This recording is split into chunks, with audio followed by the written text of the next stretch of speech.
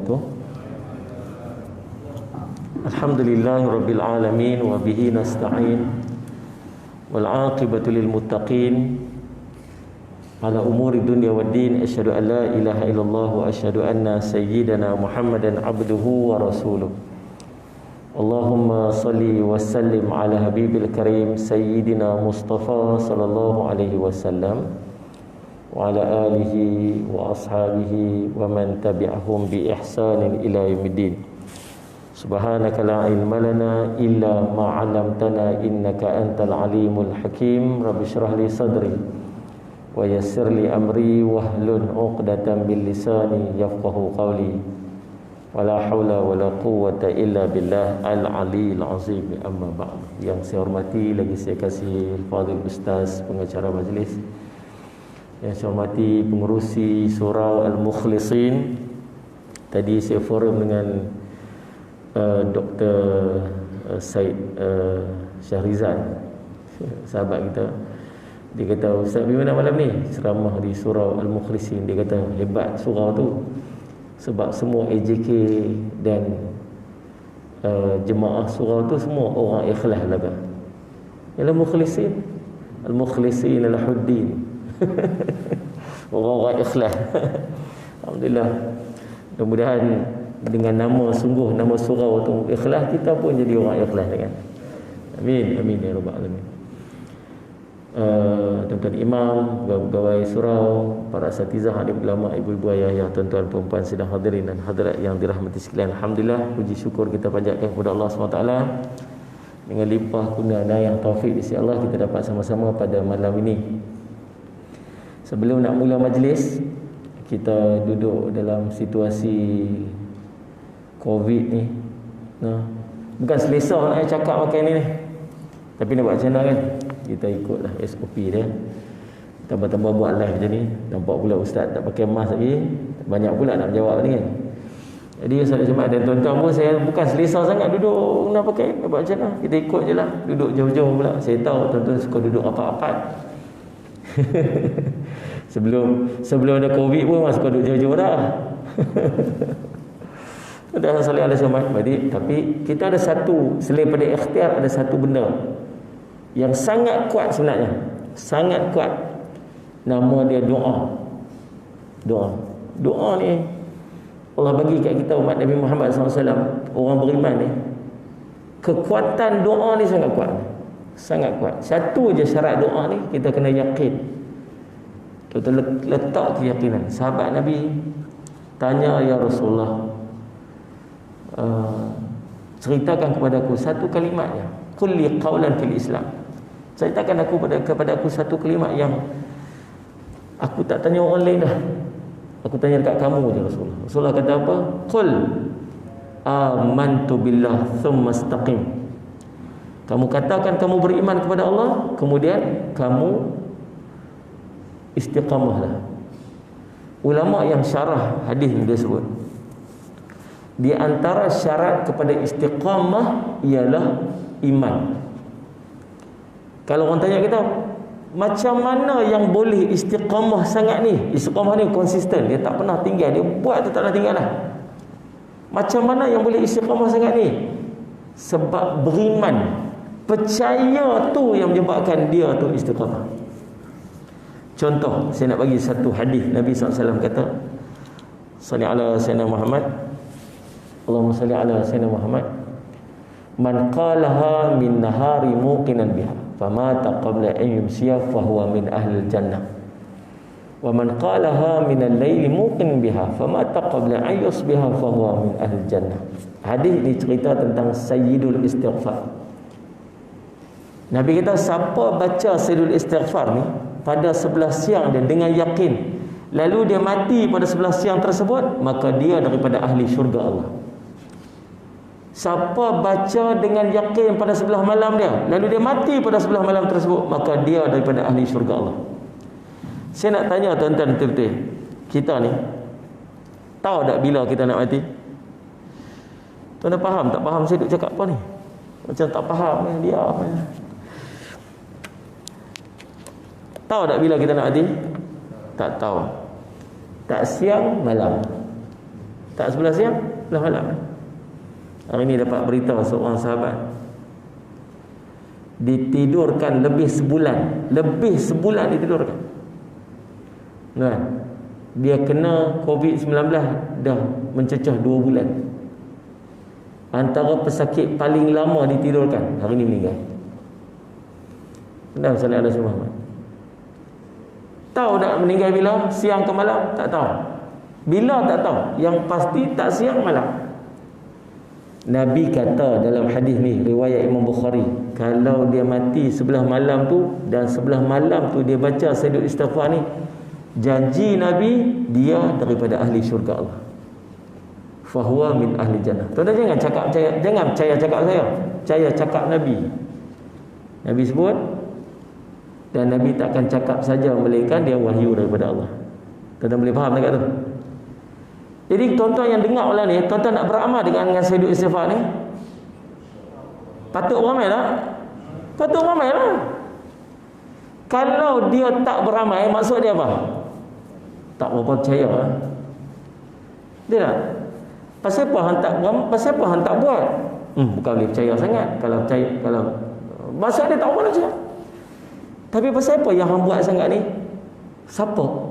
Nabi yang janji, takkan tak percaya kot. Oh, tiap-tiap hari tak pernah tinggal ni. Berapa tahun dah makcik tu beramal dengan sayyidul istighfar ni? Ustaz, 30 tahun Ustaz. Daripada saya mengaji dulu ni, ada seorang ustaz tu beritahu, sampai hari ni tak pernah tinggal.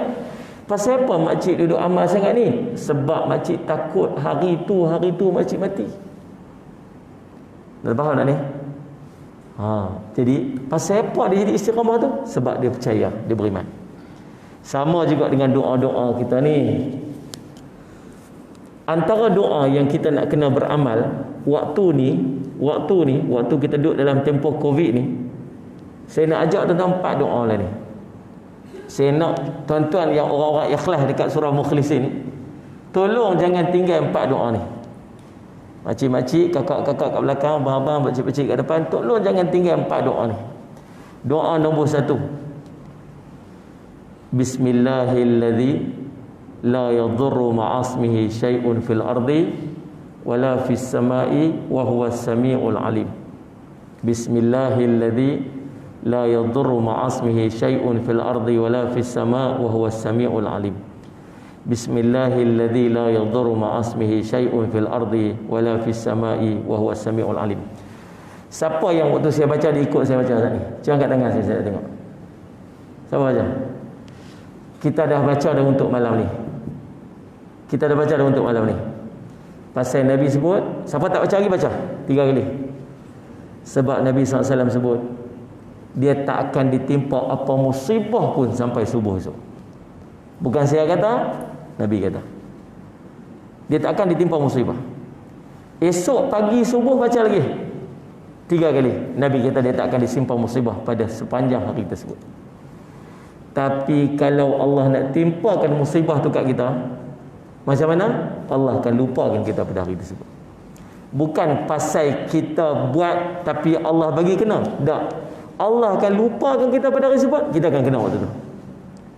Kisah seorang sahabat ni, dia riwayatkan hadis ni. Tiba-tiba dia lumpuh. Orang mai tengok dia. Orang duk tengok dia. Dia kata apa? Aku tak berdusta atas nama sahabat, aku tak berdusta atas nama Nabi, tapi pada hari aku kena penyakit tu, hari tu aku tak baca doa ni. Jadi kita nak kena buat apa tuan? Tiap-tiap hari tolong jangan tinggal. Jangan tinggal. Doa 1. Doa nombor 2. A'udzu bikalimatillahi tammati min syarri ma khalaq. A'udzu bikalimatillahi tammati min syarri ma khalaq. A'udzu bikalimatillahi tammati min syarri ma khalaq. Doa ni Nabi pesan kat kita, kalau kita pergi satu-satu tempat yang kita tak tahu ada mudarat apa tersembunyi kat tempat tu. Mungkin ada binatang bisa ke, mungkin ada apa-apa benda tersembunyi kita tak tahu mudarat tu ada tempat tu, tapi kita pergi, kita tak tahu. Baca doa ni. Singgah ke ni nak balik kampung kan, ni boleh rentas negeri ni, singgah dekat RNR. Tak tahu apa benda sembunyi kat RNR tu. A'udzu bikalimatillahi tammati min syarri ma khalaq. Jadi kita main masjid ni, duduk tepi-tepi kita ni bukan tahu. Lah ni orang positif COVID ni tuan-tuan, dia tak ada simptom. Tapi dia positif, kita tak tahu. Majoriti orang kena COVID lah ni tak ada simptom. Boleh, tapi transmitting, dia masih transfer. Kita tak tahu. A'udzu bikalimatillahi tammati min syarri ma khalaq. Baca. Dua. Apa yang tak doa tu? Nombor tiga, doa dia. Doa ni tetap hafal. Saya ingat banyak majoriti kita hafal dah semenjak daripada COVID hari itu. Dulu tak tahu, tapi semenjak masuk COVID itu tahu. Allahumma inni a'udzubika minal baras wal junun wal judam wa min sayyi'il asqam. Allahumma inni a'udzubika minal baras wal junun wal judam wa min sayyi'il asqam. Allahumma inni a'udzubika minal baras wal junun wal judam wa min sayyi'il asqam. Doa keempat. Doa ni, yang ni banyak orang tak hafal lagi. Nama dia doa Abu Darda. Dalam Al-Azkar Imam Nawawi ada. Satu hari Abu Darda ni orang beritahu kat dia, rumah kamu terbakar. Dia kata tak, rumah saya tak terbakar. Rumah kamu terbakar. Dia kata tak, rumah saya confirm tak terbakar. Dia punya yakin tu sebab dia beramal dengan doa. Doa dia berbunyi, Allahumma anta rabbi la ilaha illa anta alaika tawakkaltu wa anta rabbul arsyil karim. Masya Allah kana wa ma lam yasha' lam yakun, la haula wa la quwwata illa billah al-aliyyil azim. A'lamu anna Allah ala kulli syai'in qadir wa anna Allah qad ahata bi kulli syai'in ilma. Allahumma inni a'udzu bika min syarri nafsi wa min syarri kulli dabbah anta akhidun bi nasiyatiha inna rabbi ala siratim mustaqim. Baca 3 kali pagi, 3 kali petang, samalah. Yakinlah. Kok tuan-tuan tak hafal? Saya duduk pergi mana pun ceramah ni, saya start dengan doa ni sebab saya nak paling tidak tuan-tuan pekat-pekat yang dengar tu pekat-pekat beramal, dan saya pun beramal pada malam tu. Clear lah untuk malam ni, esok pagi punya cerita pula lah. Saya buat satu ni, buku nota ni. Dalam ni ada doa-doa yang saya sebut tadi, ada kat luar ni. Jadi senang sikit lah. Tak payahlah duk suruh anak tolong Ustaz cari kat dalam internet Ustaz. Ada kat dalam ni doa-doa ni semua. Dalam ni pun ada 10 ayat terawal, 10 ayat terakhir surah Al-Kahfi. Ni doa Abu Darda ni ada kat dalam ni. Ni doa Abu Darda. Dan ni buku nota sebenarnya. Dan ada tuan-tuan nak tulis apa-apa. Usratuna ni saya punya kuliah subuh setiap hari. Tafsir Al-Quran. Di tiap pagi kami baca doa tu. Jadi tuan-tuan nak hafal doa ni, tuan-tuan pekat ni lah sekali, pekat tengok dekat luar tu, ambil lah seorang satu dan sebagainya. Salih alaihi Muhammad tu baca, jadikan amalan pada setiap hari. Tapi jangan ambil saja banyak, Allah semua kesian kat saya. InsyaAllah. Baik tuan-tuan, salih alaihi Muhammad tu bukan tajuk dia, nak cerita, nak bagi mula dulu supaya kita beramal dengan paling tidak 4 doa ni pada waktu ni. Tuan-tuan boleh nak? Baik. Nabi SAW Allah utuskan dekat kita ni sebagai role model. Sebab sifat manusia ni dia suka ikut, dia suka tiru. Dia tak boleh tak tiru. Dia ni nak jadi, dia nak ada identiti dia ni. Dia nak kena ikut siapa dia. Siapa yang dia suka. Ikut kepada suka ni tak semestinya baik. Dia bergantung kepada ni apa yang sedap pada hati dia. Tuan-tuan kena ingat kita ni semua Allah jadikan kepada kita ni fitrah. Fitrah kita mesti suka kepada kebaikan. Sifat malu, sifat marah, sikap suka kepada kebaikan ini fitrah. Tetapi bi'ah dan suasana yang ada di sekitar kita ni, dia ubah diri kita jadi macam-macam mana. Kalau dalam keluarga dia tu ayah dia panas baran, maka anak dia akan cenderung kepada sifat panas baran ayah dia tu. Kalau dalam keluarga dia tu mak dia tak erti malu, pakai seluar pendek, pakai tunjuk aurat, anak dia akan cenderung macam mana mak tu. Sifat yang ada dalam diri kita ni, dia akan dipengaruhi dengan apa yang duduk di sekeliling kita. Maka Nabi SAW, Allah utus Nabi SAW sebagai role model dia punya. Allah sebut dalam Quran, laqad kana lakum fi rasulillahi uswatun hasanah. Pada sisi Nabi SAW itu ada contoh teladan yang baik. Maka kita ni nak buat macam mana? Ikut Nabi SAW. Tuan-tuan nak jadi baik, tuan-tuan ikut Nabi. Kita tuan-tuan, saya ingat tak ada siapa nak jadi jahat. Tuan-tuan tanyalah orang jahat pun, dia dalam jauh sudut hati dia nak jadi orang baik. Semua orang nak jadi baik. Tuan-tuan, setiap minit dalam hidup kita, usahalah bagi jadi pahala. Setiap minit bagi jadi pahala. Saya pernah forum dengan seorang ustaz. Dia cerita kat saya, kita ni dalam hidup kita ni semua nak bagi jadi pahala. Daripada awal bangkit tidur sampai tidur balik, setiap minit tu boleh jadi pahala. Dengan satu cara je, buat kebaikan, jangan buat kemaksiatan. Tapi kita tidur kita biar jadi pahala. Makan bagi jadi pahala. Bergaul dengan isteri, dengan anak-anak, dengan suami, bagi jadi pahala. Pergi kerja, bagi jadi pahala. Nak buat macam mana? Niat perbuatan kerana Allah. Maka dia akan ubah daripada adat menjadi ibadat. Macam mana cara nak bagi niat semua perbuatan kerana Allah? Nombor satu, mulakan dengan bismillah. Bismillahirrahmanirrahim. Tuan-tuan, bila tuan-tuan buat satu benda mula dengan bismillah, dia tak akan izin tuan-tuan untuk buat maksiat. Sebab kita tak akan tergamak untuk buat maksiat bila kita baca bismillah. Petikan nombor ekor, bismillah kan? Bismillahirrahmanirrahim, 7432. Tuan-tuan sini tak apalah sebut, tuan-tuan tak bengok dekat kampung dengan memang tuan-tuan. Sebut nombor, ustaz baca dah. Hari ni kita buka muka surat 22, perenggan nombor 3, baris nombor 6. Dipitikam besok tuan, 2236. Jangan main-main dengan orang kampung. Hari tu saya pergi forum dekat Sabah. Ada ustaz sekali forum dengan saya. Dia kata, ustaz tak, hari tu saya pergi khutbah satu tempat. Habis khutbah tu ada seorang mai jumpa, dia kata, ustaz nah RM30 dia kata. Kata, pasal apa bagi saya RM30 ni? Dia kata, ambil lah ustaz, saya sedekah kasi ustaz. Pasal apa? Ustaz jangan marah saya. Ustaz, itu hari ustaz saya tikam nombor ekor, saya menang ustaz. Lepas tu pasal apa bagi saya? Saya pakai nombor kereta ustaz ni lah. Ustaz pakai kereta, dia boleh ambil nombor kereta ustaz pergi tikam. Dia kata, dapat berapa? Kata, dapat apa?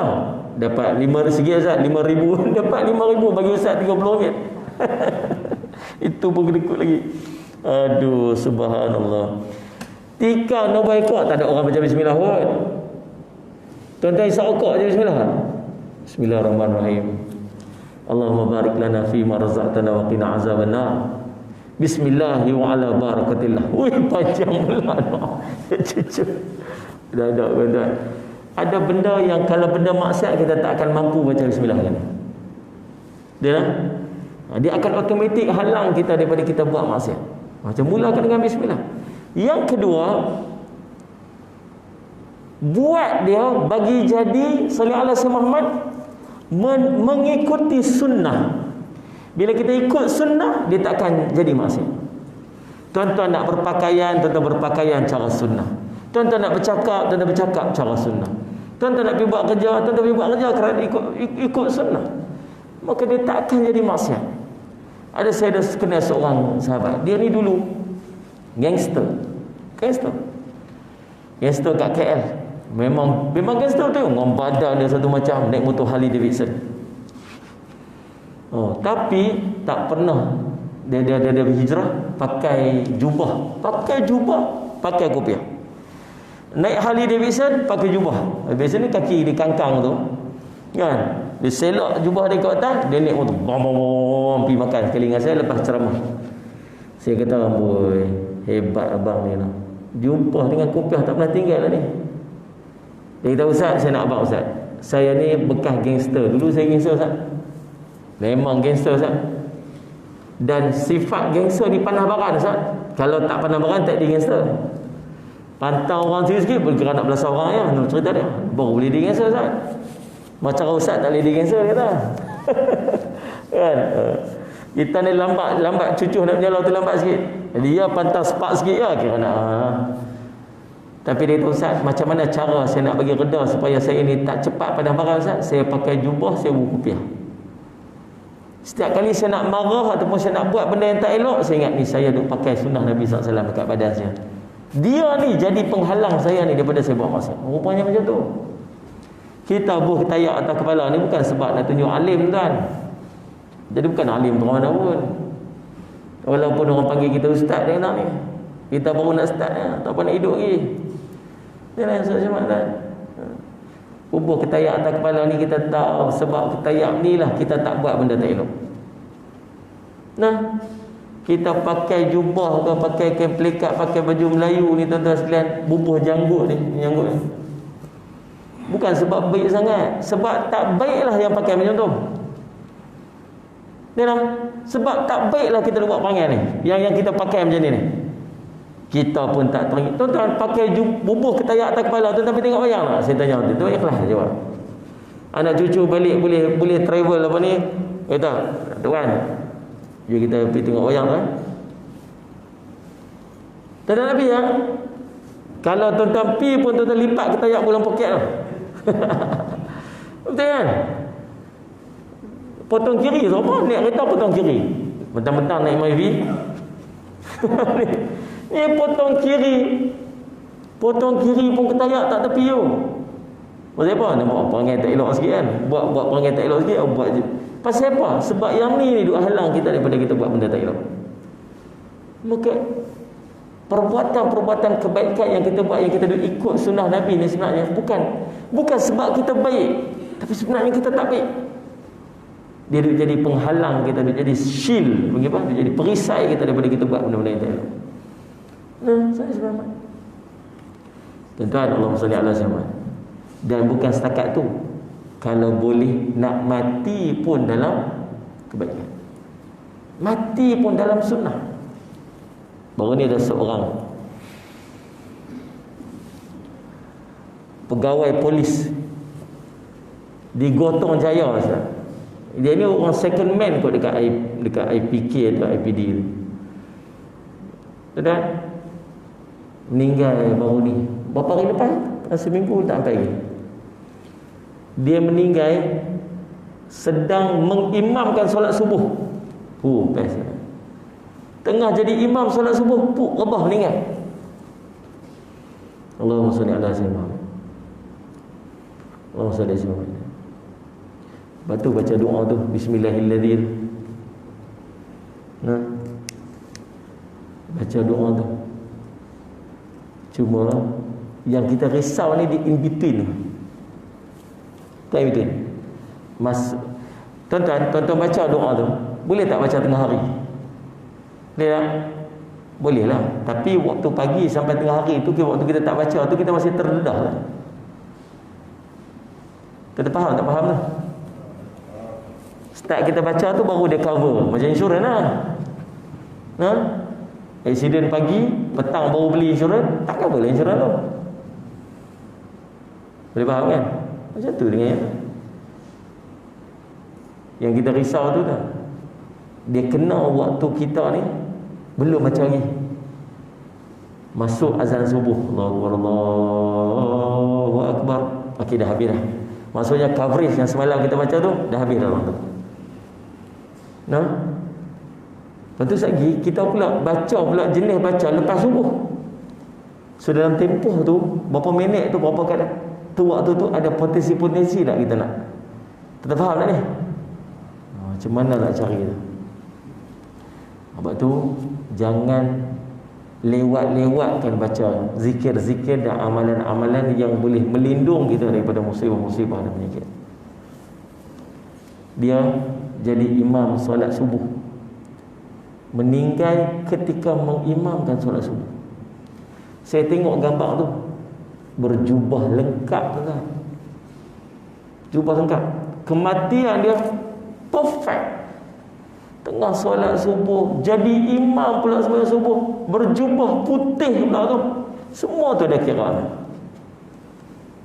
Kalau boleh nak mati dalam keadaan kita ni, duduk dalam sunnah. Al-hayatu bisunnatin nabawiyah. Hidup kita ni dipenuhi dengan sunnah-sunnah Nabi SAW. Sebab pahala. Tapi ada orang yang macam sahabat kita ni tadi, meninggal setelah berapa hari duduk atas katil ICU. Kalau duduk atas ICU, boleh pakai jubah putih tak tuan? Boleh pakai kopiah tak? Tak lah. Tak dapatlah kelebihan-kelebihan tu. Tapi kata ustaz ni yang kuliah, yang forum sama dengan saya tu, dia kata paling tidak orang lelaki-lelaki ada satu sunnah yang dia pakai walau macam mana keadaan pun, sunnah tu melekat dengan dia. Nama apa? Janggut.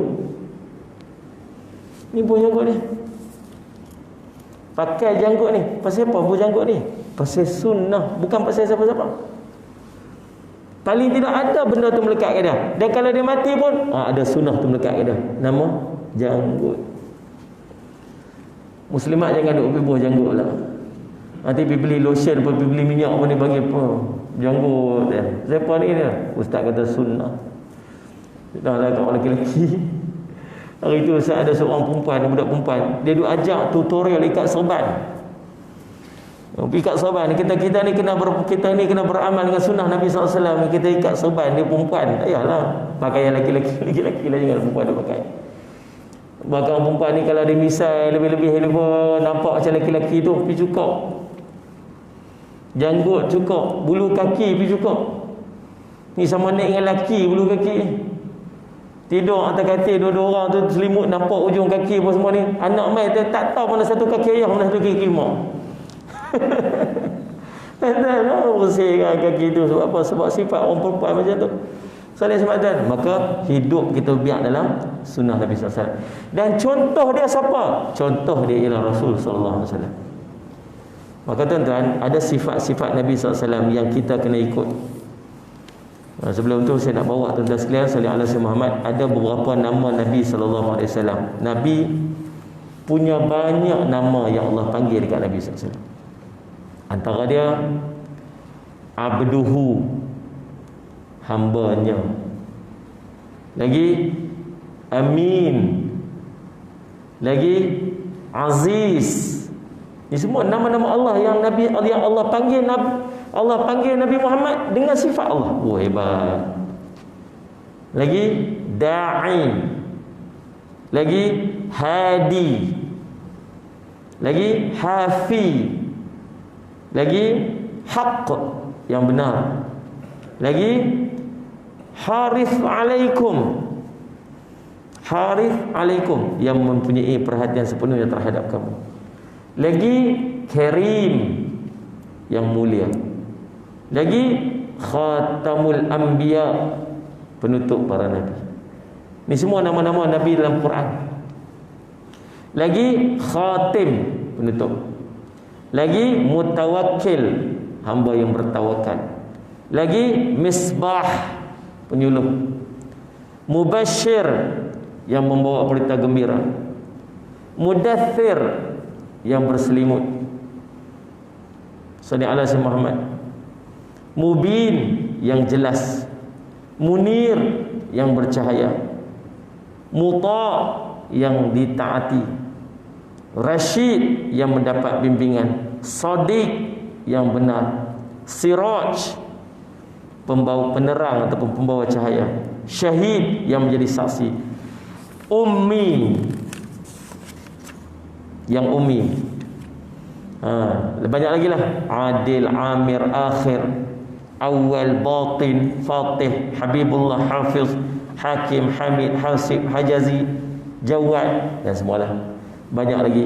Dan tuan-tuan, sallallahu alaihi wasallam Muhammad, ada beberapa sifat Nabi yang Allah cerita dalam ayat ni yang kita boleh, Allahumma salli ala Sayyidina Muhammad, jadikan panduan dalam Allahumma salli ala Sayyidina Muhammad kehidupan kita. Saya nak bawa tuan-tuan beberapa sallallahu alaihi wasallam.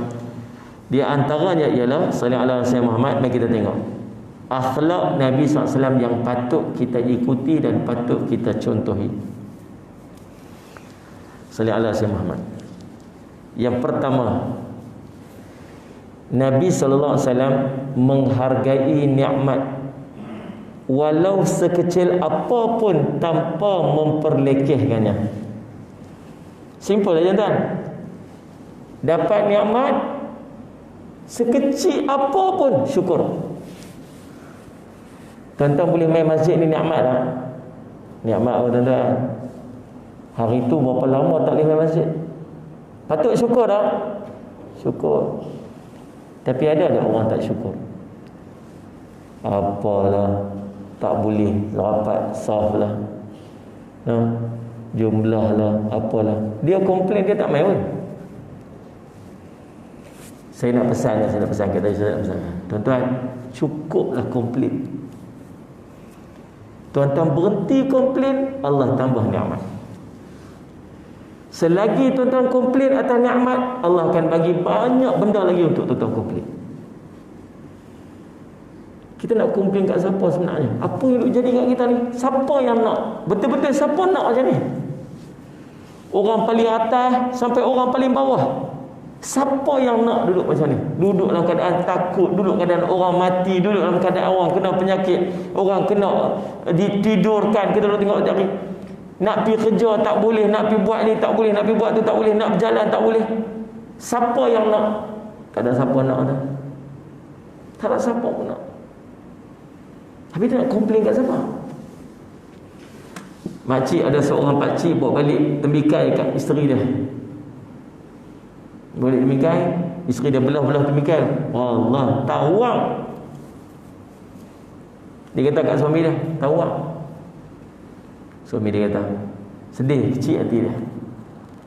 Kita kalau bawa balik apa-apa kat isteri, kat balik apa-apa bagi hadiah kat orang, orang komplain rasa apa? Kecil hati kan? Kecil hati dia. Dia kata kat isteri dia, komplain kat siapa ni? Dah komplain kat saya kan? Takkan saya saja-saja nak beli buah temikai tawar? Tidak. Mesti nak bawa balik temikai yang paling manis, yang paling istimewa. Oh, tak patut komplain kat abang. Lepas tu nak komplain kat siapa? Kat orang yang jual temikai. Kalau yang jual temikai, agak-agak dia nak tak komplain, dia nak tak jual temikai yang tawar. Hari ni sajalah nak jual temikai yang tawar-tawar. Mesti confirm orang tak main beli dah kat dia. Tidak. Mesti dia nak jual temikai yang paling istimewa, produk paling baik. Orang tak patut komplain dekat penjual temikai. Apa tu komplain dekat orang yang tanam temikai? Mesti orang tanam temikai tu nak tanam buah yang paling istimewa, yang paling sedap, yang paling lazat. Tidak. Habis tu nak komplain dekat yang menciptakan temikai tu, Allah. Last kali ending komplain kat Allah. Sama lah kita tuan-tuan. Sekecil-kecil nikmat, syukur kepada Allah. Allah kata apa? La in syakartum la azidannakum. Surah Ibrahim, Quran.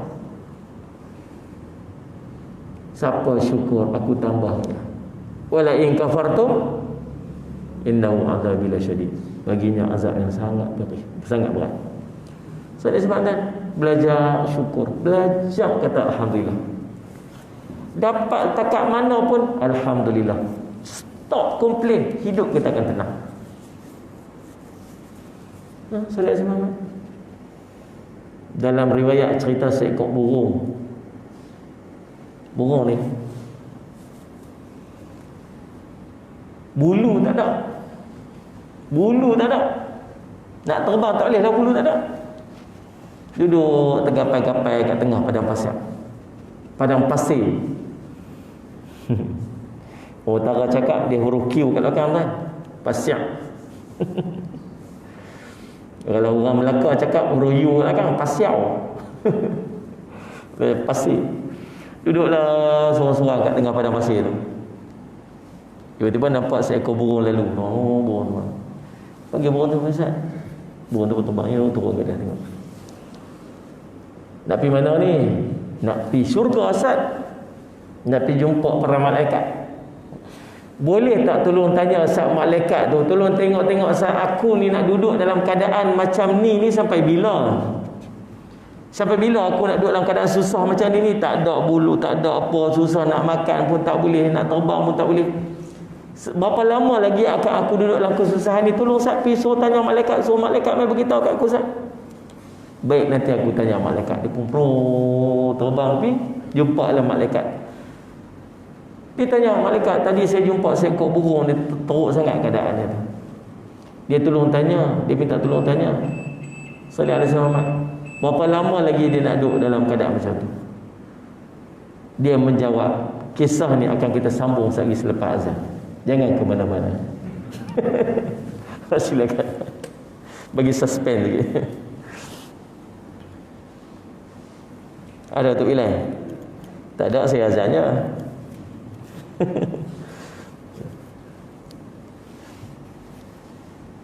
Sila lagi.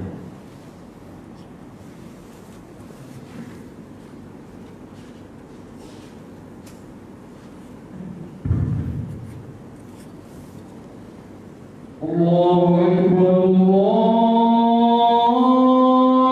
Akbar. Allahu Akbar, Allahu Akbar. Asyhadu an la ilaha illallah.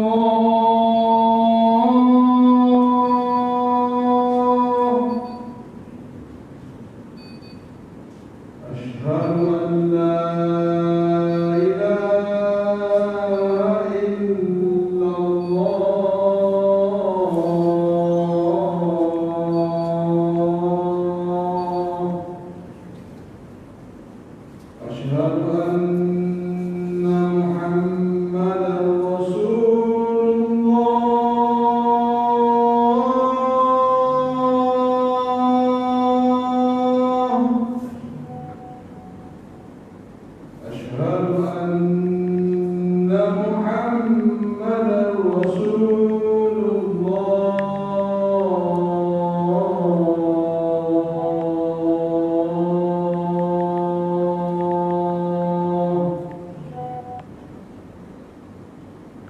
حي على الصلاة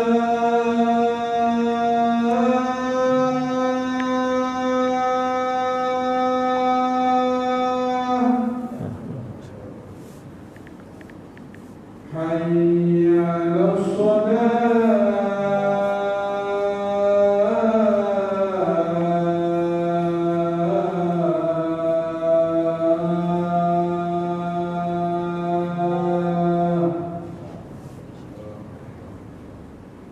حي على الفلاح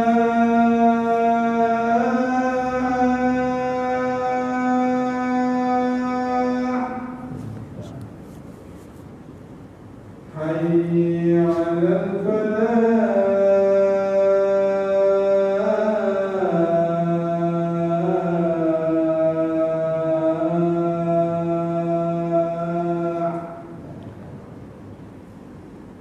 الله أكبر، الله أكبر. لا إله إلا الله.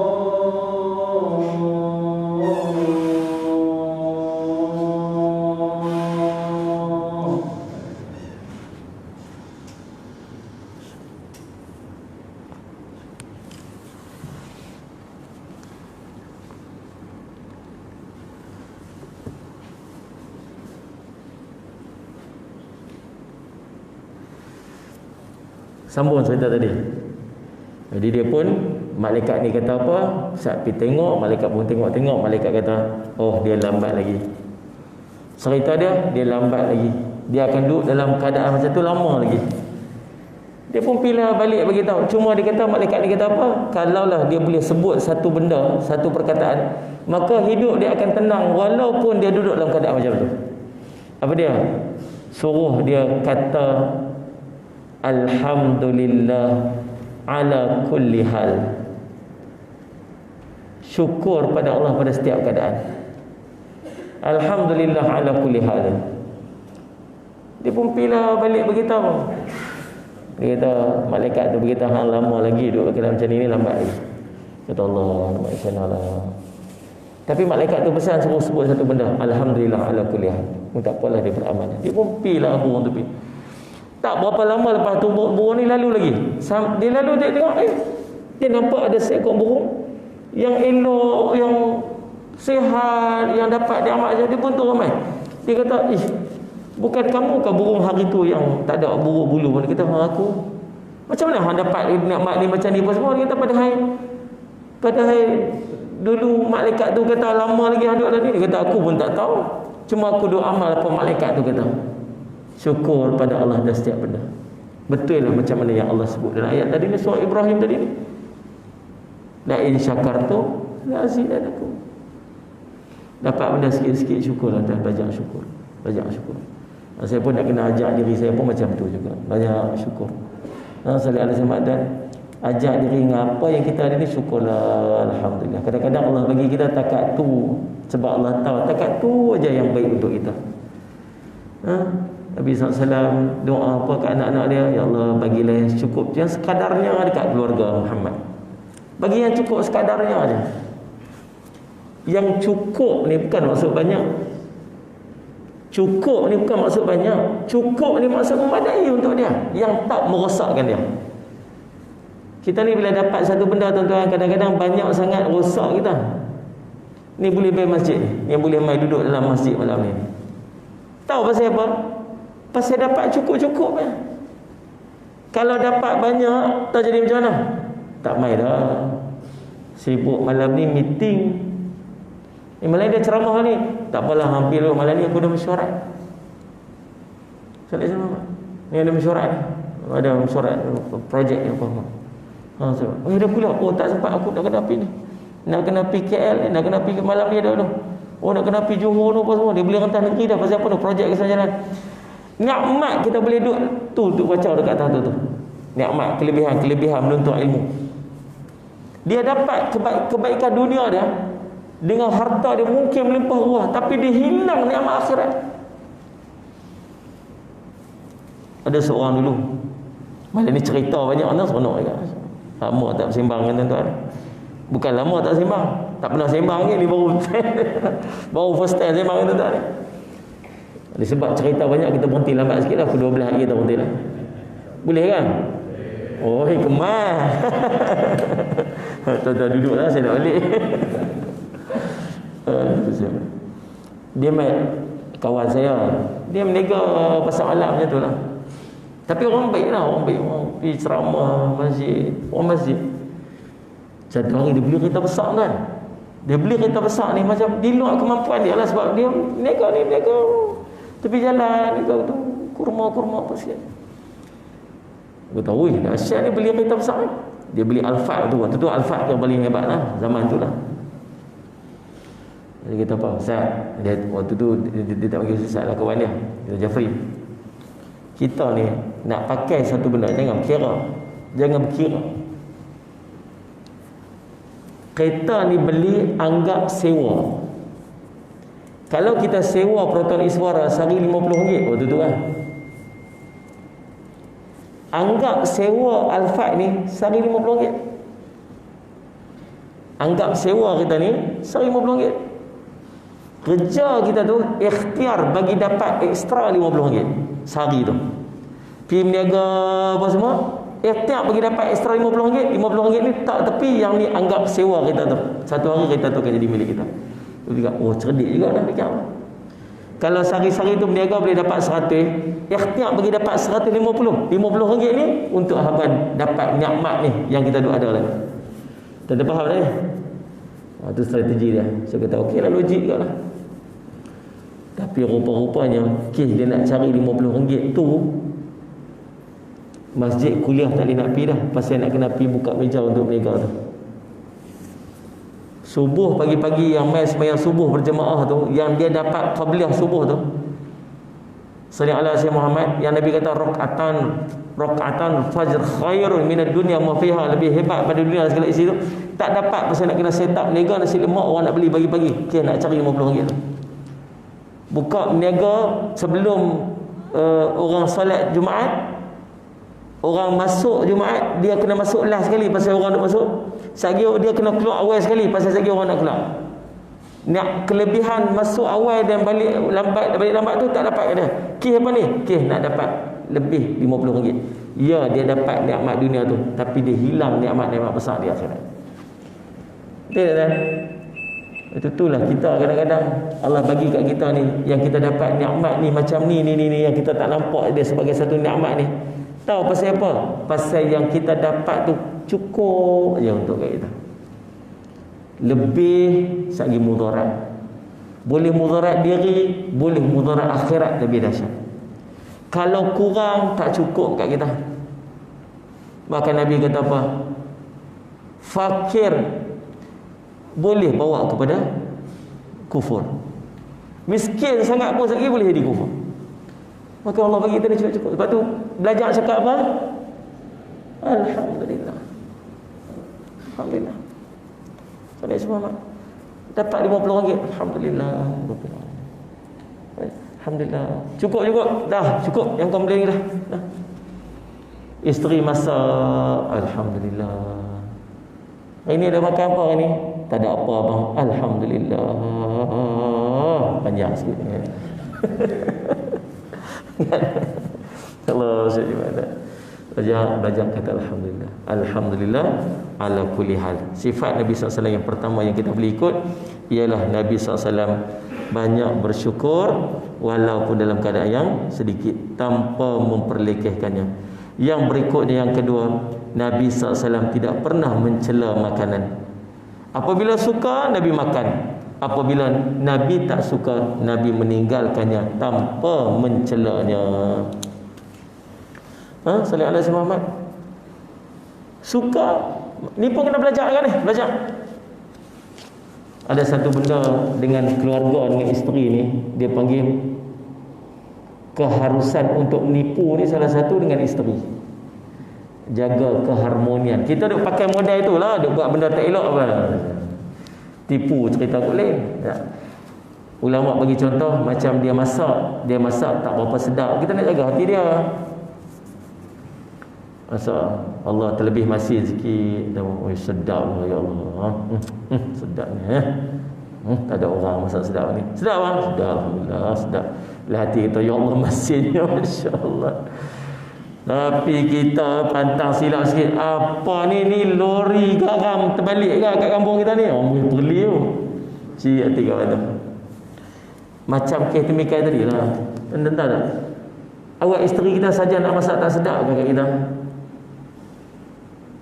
Faham tak ni? Kalau boleh dia dia dengan masak tu. Waktu tuan-tuan jangan duk marah orang perempuan buat gambar dalam Instagram masak dia. Macam kita lah. Kita jenis minat kereta, tukar sport rim kereta, ambil gambar bolam kereta, bolam Instagram. Pi mancing. Dapat ikan pun, beli rod, ambil gambar pun. Beli tu, ambil gambar pun. Orang minat motor pun, orang minat basikal, buat gambar basikal, buat gambar tayar basikal, buat gambar seat basikal, buat gambar minat. Orang perempuan dia tak minat yang tu, dia minat masak. Lepas dia masak, dia buat gambar tu. Bagi dia, tak usah duk marah dia sangat. Dia suka macam tu. Bagi dia, hargai dia. Kita pun bila dia buat gambar makanan tu kan, like lah sama, sampai lelaki pun tak mau like yang sore. Dia tu sedap sungguh. Ada lagi dia semangat dia nak masak. Aduh, subhanallah tuan. Appreciate, hargai. Kalau kita suka, mungkin sebut dengan bahasa yang lain. Oh sedap dah, insya-Allah. Kalau macam kurang-kurang sikit, dia perfect sikit. Ya, kita apa? Saya dia kata, kita lah, itulah makan komplain. Pandai dia tanya dia.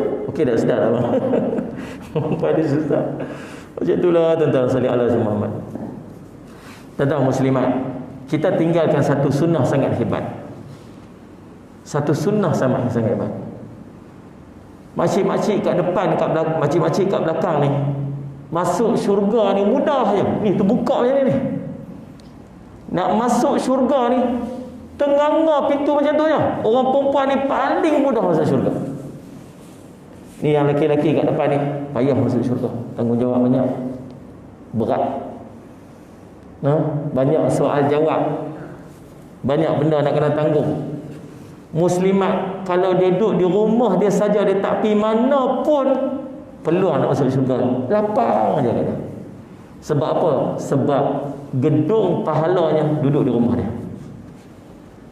Kita ni orang lelaki-lelaki lah, ada budak-budak sekolah nak pergi sekolah, budak-budak nak pergi sekolah, bawa beg, jalan kaki. Kita tanya, ni anak siapa ni? Ayah mana? Ayah tak ada. Mak mana? Mak duduk rumah. Kerja apa? Tak kerja. Makan tak lagi ni? Tak makan. Kita pun ambil lah RM1-2, nah pergi beli makan. Esok kita beli roti canai siap-siap bagi kat dia. Dia lalu nah ambil bagi makan canai. Dapat pahala dah. Dapat pahala dah. Dia guna makanan tu pula, dia pergi belajar. Satu hari subhanallah jadi alim ulama hebat. Kita dapat tak pahala? Dapat tak? Tuan-tuan tahu tak siapa dia dapat pahala tu tiap hari? Tu yang kat belakang. Anak pergi sekolah, suami pergi kerja cari rezeki. Mana sihat? Suami pergi kerja cari rezeki, pergi buat ibadat, pergi masjid, iron baju suami. Saya ada semua. Ada. Suami mai duduk bahaya semayang, dapat pahala kat dia. Suami pergi azan, mana abang tadi azan? Siapa ayah baju? Tak mau jawab dia. Aku jawab. Isteri dia iron baju, dapat pahala. Nak solat semua. Saya kata kalau orang perempuan nampaklah betapa besarnya pahala ni. Kita nak dapat layanan istimewa, pergi makan di hotel 5 star. Nak lagi istimewa, pergi makan di hotel 7 star. Kita duduk ni. Tak dan duduk lagi, dia tarik kerusi kita. Kita ramai, dia tarik kerusi. Kita tarik balik, dia tarik balik kita. Rupanya dia tarik tu suruh kita duduk. Kita ingat dia nak tarik kerusi tak bagi kita duduk. Kita tak reti orang kampung. Dia main tak? Duduk situ. Kita pun duduk. Duduk dia main kat tepi ni buat pam begitu. Ni kain ni apa dia punya tu? Tu kain apa tu? Gitu. Napkin tu, lepas tu bubuh kat. Kita pun makan. Lepas tu saat dia main ambil, dia tu ayak kita. Lepas tu saat dia main. Silakan makan semua. Subhanallah, kita dapat layanan 5 star ni dekat mana? Dekat hotel. Tuan-tuan tahu tak patutnya layanan 5 star ni dapat kat mana? Kat rumah. Kat rumah. Muslimat jangan komplain. Kalau dia nampak yang duduk depan dia tu yang nak makan itu gedung pahala dia takkan komplain. Sebab bukan suami dia yang akan bagi pahala kat dia. Yang akan bagi pahala dekat Allah bagi dia. Sedar-sedar. Ya Allah, pasal apa ni?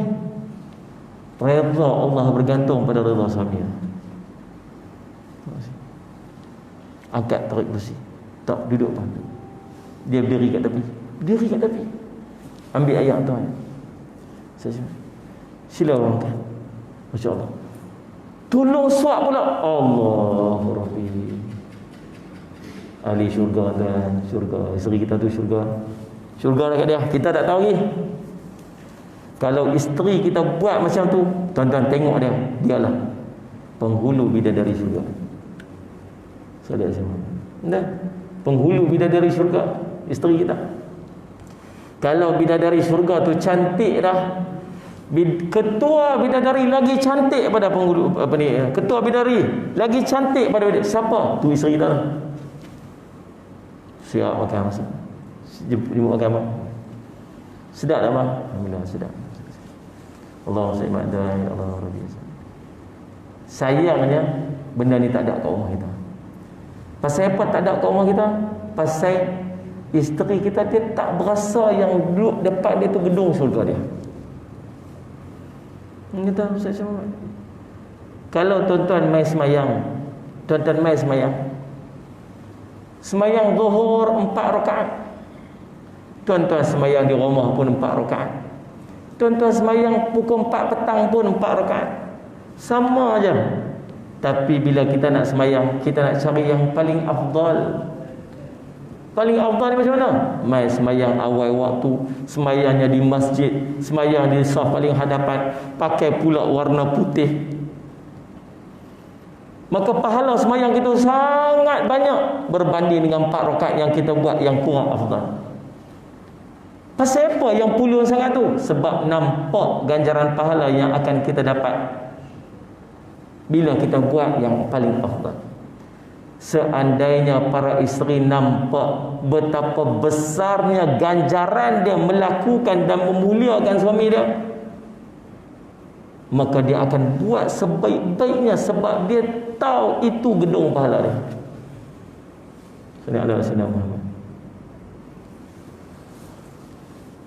Satu hari Nabi SAW dipanggil berjumpa dengan satu keluarga, seorang penjaga kebun.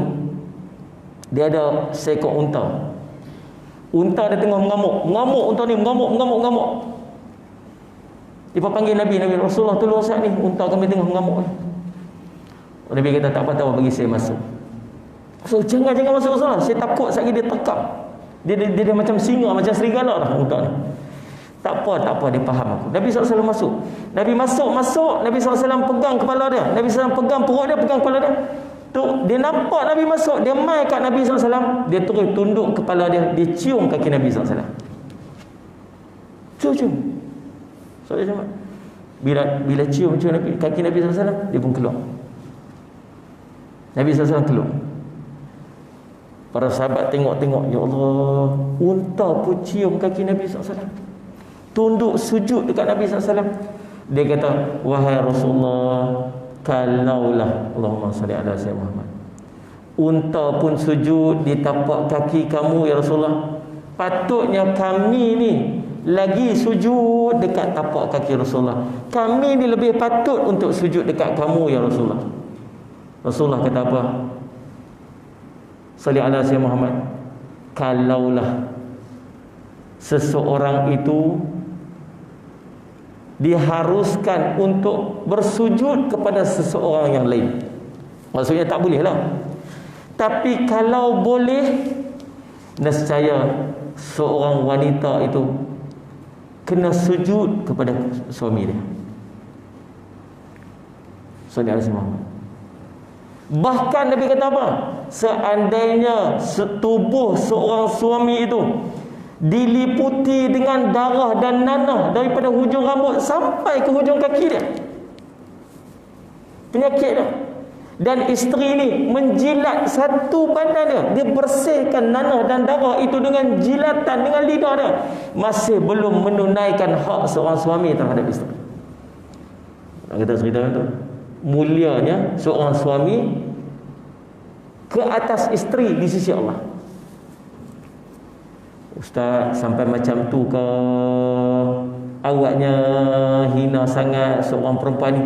Dah, itu bukan penghinaan, itu kemuliaan. Sallallahu alaihi wasallam.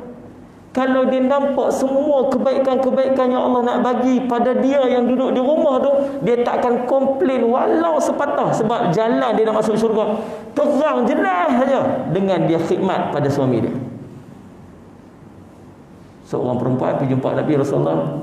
Untung lelaki-lelaki boleh pergi berjihad, berperang, boleh hantar jenazah. Kami orang perempuan macam mana ni?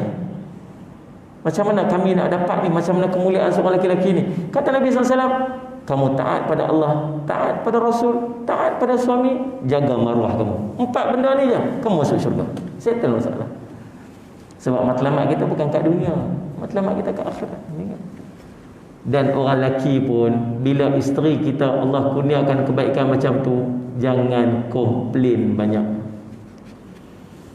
Sebab komplain, macam tu, awak macam ni, siapa macam tu, kan, masak lagu ni, masak ni, awak macam tu, awak macam ni, komplain aja. Isteri buat tanggungjawab dia dengan sempurna, suami buat tanggungjawab dia dengan sempurna, maka rumah tangga akan jadi sempurna.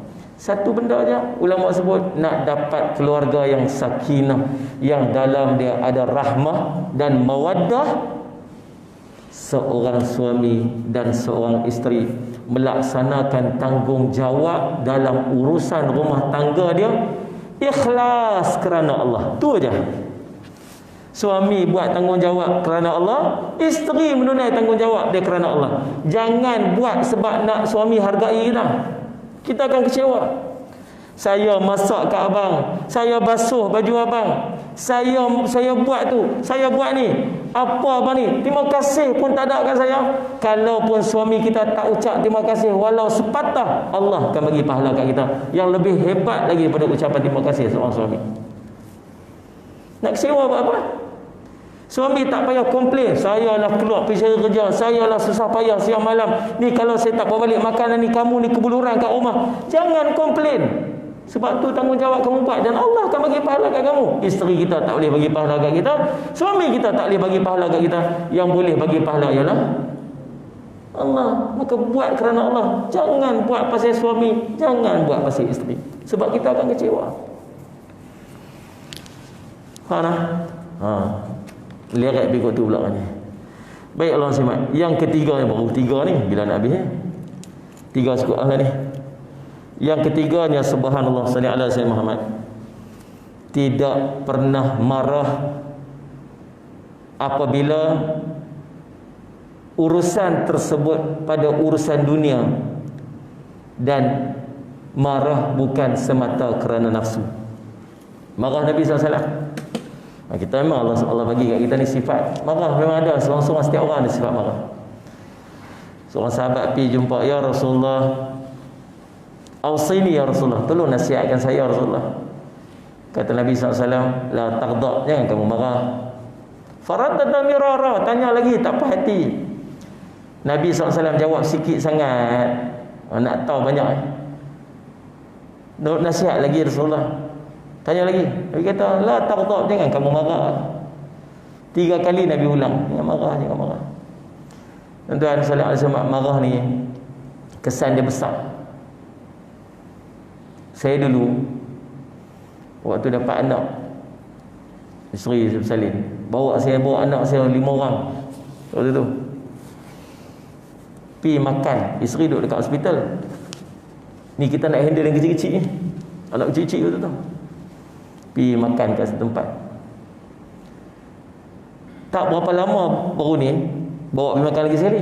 Ni kisah ni 7-8 tahun lepas ni. Baru ni bawa makan. Tanya, kita pernah main dah kedai? Oh, pernah main dah ya. Kita pernah main dah kedai ni. Anak saya seorang tersebut.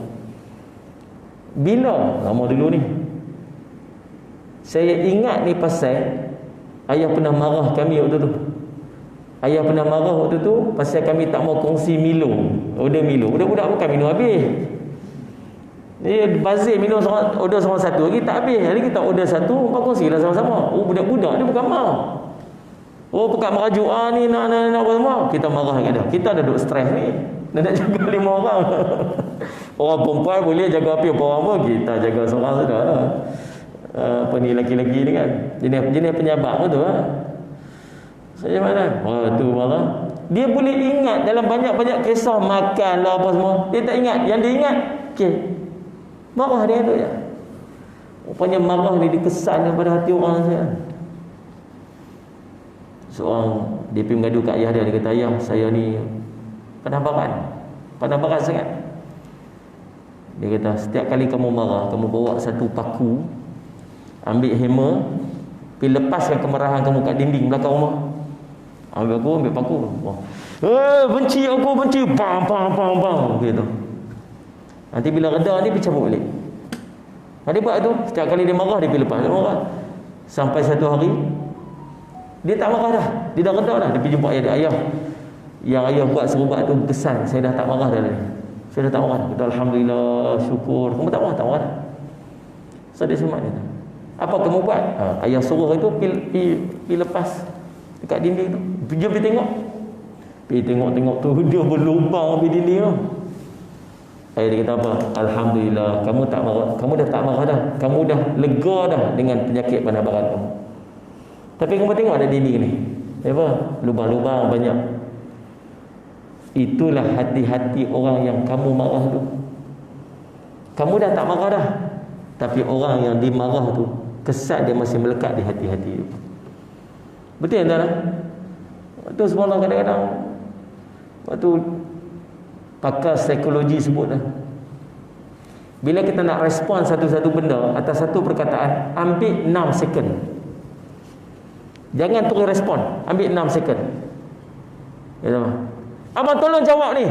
6 second. 1 2 3 4 5 6. Pasal apa? Itulah. Kalau respon terus tuan-tuan, dia akan jadi tak elok.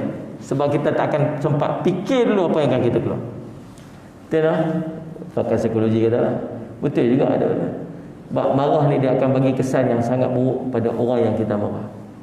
Maka orang yang nak ikut macam mana karakter dan akhlak Nabi SAW, dia sangat menjaga marah dia.